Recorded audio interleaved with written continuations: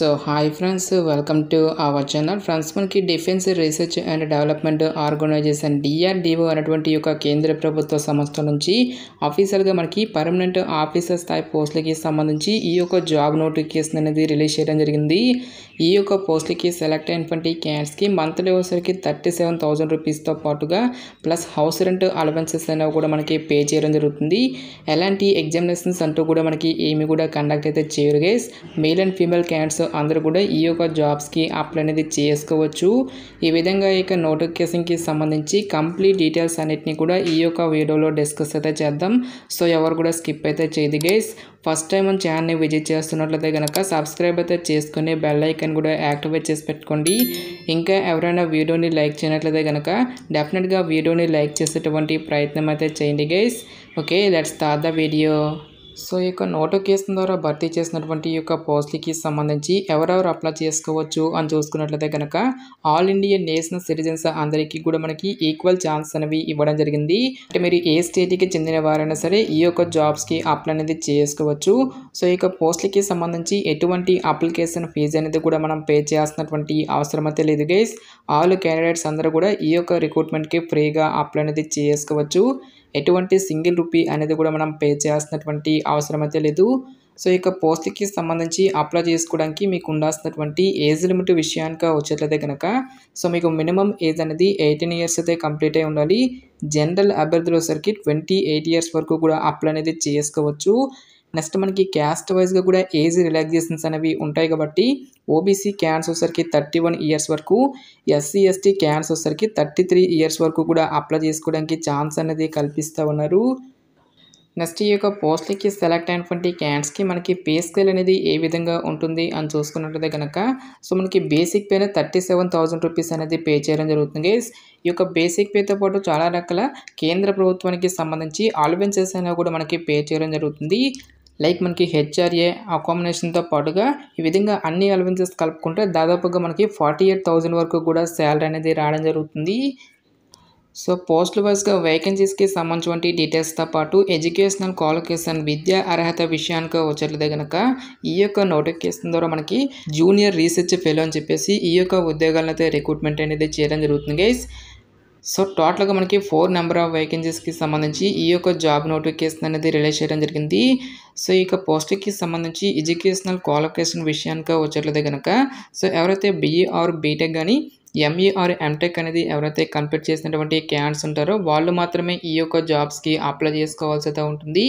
So artificial ఇంటెలిజెన్స్లో కానీ artificial ఇంటెలిజెన్స్కి రిలేటెడ్గా మీరు ఏదైనా BE ఆర్ బీటెక్కి సంబంధించి కానీ ME ఆర్ MTechకి సంబంధించినటువంటి కోర్స్ అనేది ఎవరైతే ఈ యొక్క కంప్లీట్ చేసినటువంటి క్యాండిడేట్స్ ఉంటారో వాళ్ళు మాత్రమే అప్లై చేసుకోవాల్సి అయితే ఉంటుంది. ఎలాంటి ఎక్స్పీరియన్స్ కానీ ఎలాంటి ఎక్స్ట్రా సర్టిఫికేట్స్ అంటూ కూడా మనకి ఏమి కూడా ఉండాల్సినటువంటి అవసరం అయితే లేదు. సో ఇక క్వాలిఫికేషన్తో పాటుగా ఎవరైతే ఇక BE ఆర్ బీటెక్ అనేది కంప్లీట్ చేసినటువంటి క్యాండిడేట్స్కి నెట్ కానీ గేట్కి సంబంధించిన స్కోర్ కార్డ్ అనేది కూడా మీ వద్ద ఉండాలి అని చెప్పేసి ఇక్కడ మనకి జాబ్ డీటెయిల్స్లోనే క్లియర్గా మెన్షన్ చేయడం జరిగింది. ME ఆర్ MTech అనేది ఎవరైతే కంప్లీట్ చేసినటువంటి క్యాండిడేట్స్ ఉంటారో వాళ్ళకి ఎటువంటి గేట్ స్కోర్ కానీ ఎటువంటి నెట్ స్కోర్ అంటూ కూడా ఏమి కూడా ఉండాల్సినటువంటి అవసరం అయితే లేదు guys. Only BE or BTech అనేది ఎవరైతే కంప్లీట్ చేసినటువంటి క్యాండిడేట్స్ ఉంటారో వాళ్ళకు మాత్రమే ఈ యొక్క నెట్ కానీ లేదంటే గేట్ ఎగ్జామినేషన్కి సంబంధించిన స్కోర్ కార్డ్ అనేది అడగడం జరుగుతుంది. నెక్స్ట్ మనకి ఈ యొక్క పోస్ట్లకి సంబంధించి సెలక్షన్ ప్రాసెస్ అనేది ఏ విధంగా ఉంటుంది అని చూసుకున్నట్లయితే కనుక సో ఎటువంటి స్కిల్ టెస్ట్లు కానీ ఎటువంటి రిటన్ టెస్ట్లు అంటూ కూడా మనకి ఏమి కూడా కండక్ట్ అయితే చేయరు guys. Eligible candidates will be short listed on the basis of gate score or percentage of marks upline in the qualifying degree అని చెప్పేసి ఇవ్వడం జరిగింది. సో మీకు ఎడ్యుకేషనల్ క్వాలిఫికేషన్లో వచ్చేటువంటి మార్క్స్తో పాటుగా సో మనకి ఎవ్రీ ఇయర్ కండక్ట్ చేసేటువంటి graduate aptitude test in engineering gate ఎగ్జామినేషన్లో వచ్చేటువంటి స్కోర్ని పరిగణలోకి తీసుకొని అభ్యర్థులను అయితే షార్ట్ లిస్ట్ చేసి ఒక మెరిట్ లిస్ట్ అనేది ప్రిపేర్ చేయడం జరుగుతుంది. సో ఇక మెరిట్ లిస్ట్లో ఎవరికైతే పేరు అనేది ఉంటుందో ఆ యొక్క క్యాండిడేట్స్కి ఫర్దర్గా మనకి ఇంటర్వ్యూ అనేది కూడా నిర్వహించేసి ఈ యొక్క వేకెన్సీస్కి ఎంపిక అనేది చేయడం జరుగుతుంది. నెక్స్ట్ ఈ యొక్క పోస్ట్లకి సంబంధించి అప్లికేషన్ ప్రాసెస్ విషయానికి వచ్చేట్లయితే కనుక ఓన్లీ మెయిల్ ద్వారానే ఈ యొక్క అప్లికేషన్స్ అనేవి సెండ్ చేసుకోవాల్సి అయితే ఉంటుంది. ఈ యొక్క అప్లికేషన్ ఫామ్ లింక్ అనేది డైరెక్ట్గా వీడియో డిస్క్రిప్షన్లో కామెంట్ సెక్షన్ అయితే ప్రొవైడ్ అయితే చేస్తాను గైస్. సో ఇక అప్లికేషన్ ఫామ్ అనేది మీరు ప్రింట్అవుట్ అనేది తీసుకొని రైట్ సైడ్లో మీ యొక్క లేటెస్ట్ పాస్పోర్ట్ సైజ్ ఫోటోగ్రాఫ్ అనేది మీరు ఇక్కడ స్టిక్ చేయాల్సి అయితే ఉంటుంది. నెక్స్ట్ బ్లాక్ లెటర్లో మీ యొక్క ఫుల్ నేమ్తో పాటుగా మీ యొక్క ఫాదర్స్ నేము, మ్యూచువల్ స్టేటస్ మ్యారీడ్ అయితే మ్యారీడ్ అని, సింగిల్ అయితే సింగిల్ అని చెప్పేసి ఇచ్చేసి నేషనాలిటీ దగ్గర ఇండియన్ అని చెప్పేసి ఇవ్వాల్సి అయితే ఉంటుంది. నెక్స్ట్ మీ యొక్క క్యాస్ట్తో పాటుగా డేట్ ఆఫ్ బర్త్ అనేది కూడా ఇచ్చేసి మీకు కమ్యూనికేషన్కి సంబంధించిన అడ్రస్ అన్నిటిని కూడా మీరు ఇక్కడ 1 by 1 అయితే ఫిల్ చేయాల్సి అయితే ఉంటుంది గైస్. మీకు మొబైల్ నెంబర్తో పాటు మీ యొక్క స్టేటు, పిన్ కోడ్కి సంబంధించిన డీటెయిల్స్తో పాటు పర్మనెంట్ అడ్రస్ అనేది కూడా ఇక్కడ ఫిల్ చేయాల్సి అయితే ఉంటుంది. నెక్స్ట్ మీ యొక్క ఎడ్యుకేషనల్ క్వాలిఫికేషన్కి సంబంధించిన డీటెయిల్స్ అన్నిటిని కూడా మీరు ఇక్కడ 1 by 1 అయితే ఫిల్ చేయాల్సి అయితే ఉంటుంది గైస్. సో ప్రజెంట్ కానీ ప్రీవియస్గా కానీ మీకు ఏదైనా ఒక వర్క్ ఎక్స్పీరియన్స్ అనేది ఉంటే దానికి సంబంధించిన రిలేటెడ్ డీటెయిల్స్ అన్నిటిని కూడా మీరు ఇక్కడ ఫిల్ చేయాల్సి అయితే ఉంటుంది. సో వర్క్ ఎక్స్పీరియన్స్ అనేది లేనట్లయితే కనుక ఈ విధంగా మీరు సింపుల్గా నాట్ అప్లికేబుల్ అని చెప్పేసి మెన్షన్ అయితే చేసాను గైస్. నెక్స్ట్ ఎవరైతే గేట్ కానీ నెట్కి సంబంధించిన స్కోర్ కార్డ్ అనేది కలిగినటువంటి క్యాండిడేట్స్ ఉంటారో వాళ్ళు వచ్చేసరికి సో ఒక గేట్ స్కోర్ అనేది మీకు ఉంటే ఎస్ అని, లేదంటే నో అని చెప్పేసి ఇక్కడ మీరు ఫిల్ చేయాల్సి అయితే ఉంటుంది. ఈ విధంగా మీకు డీటెయిల్స్ అన్నిటిని కూడా ఫిల్ చేసిన తర్వాత డిక్లరేషన్ దగ్గర వచ్చేసరికి మీకు ప్లేస్తో పాటు డేట్ అనేది కూడా ఇక్కడ మెన్షన్ చేసి ఇక్కడ మీకు సిగ్నేచర్ అనేది ఇక్కడ చేయాల్సి అయితే ఉంటుంది.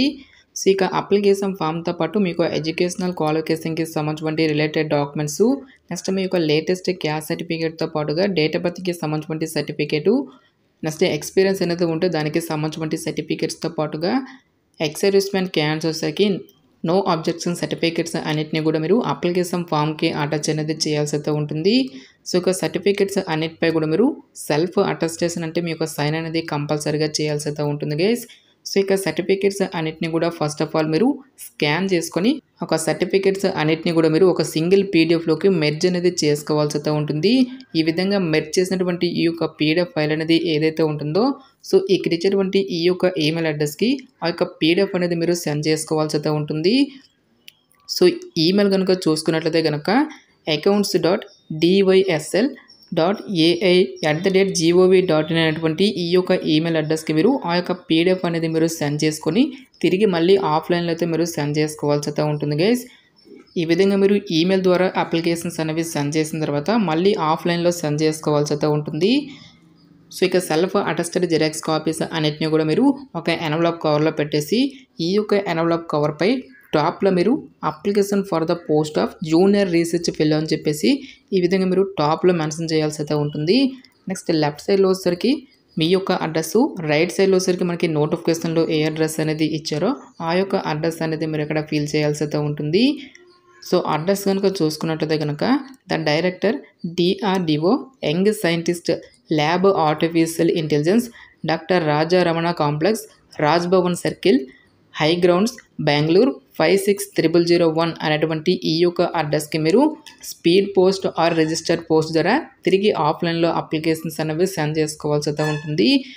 సో ఇక అప్లికేషన్స్ అనేవి సెండ్ చేసుకోవడానికి సంబంధించి లాస్ట్ ఇయర్ విషయానికి వచ్చేది కనుక సో June 5th కల్లా ఇక రిక్రూట్మెంట్కి సంబంధించి మనము ఆఫ్లైన్లో అప్లికేషన్స్ అనేవి సెండ్ చేసుకోవాల్సి అయితే ఉంటుంది. సో ప్రజెంట్ ఈ యొక్క పోస్టులు అన్నిటినీ కూడా మనకి 2 years కాంట్రాక్ట్ బేసిస్లో ఇక వేకెన్సీస్ అన్నిటినీ కూడా రిక్రూట్మెంట్ అనేది చేయడం జరుగుతుంది. సో ఇక 2 years కాంట్రాక్ట్ పీరియడ్ అనేది కంప్లీట్ అయిన తర్వాత ఫర్దర్గా మనకి కంపెనీ ఒక రిక్వైర్మెంట్స్ని బట్టి నెక్స్ట్ మీ యొక్క పర్ఫార్మెన్స్ని బేస్ చేసుకుని ఈ యొక్క టర్మ్ అనేది ఎక్స్టెండ్ చేయడం జరుగుతుంది. కాబట్టి సో ఎవరు కూడా ఈ యొక్క ఛాన్స్ అనేది మిస్ అనేది చేసుకోవద్దు. నెక్స్ట్ ఈ యొక్క నోటిఫికేషన్కి సంబంధించిన లింక్స్ అన్నిటినీ కూడా వీడియో డిస్క్రిప్షన్లోనూ కామెంట్ సెక్షన్ అయితే ప్రొవైడ్ అయితే చేస్తాను గైస్. ఇంకా ఈ యొక్క నోటిఫికేషన్కి సంబంధించి మీకు ఎటువంటి డౌట్స్ వచ్చినా సరే నాకు కామెంట్ సెక్షన్లో కామెంట్ అయితే చేయండి. ఇటువంటి మరెన్నో జాబ్ అప్డేట్స్ కోసం మన ఛానల్ని సబ్స్క్రైబ్ చేసుకునే బెల్ ఐకాన్ కూడా యాక్టివేట్ చేసి పెట్టుకోండి. సో ఇది ఫ్రెండ్స్ ఇవాల్టి వీడియో. రేపు మరొక మంచి జాబ్ అప్డేట్తో మళ్ళీ మీ ముందుకు రావడం జరుగుతుంది. Thanks for watching this video.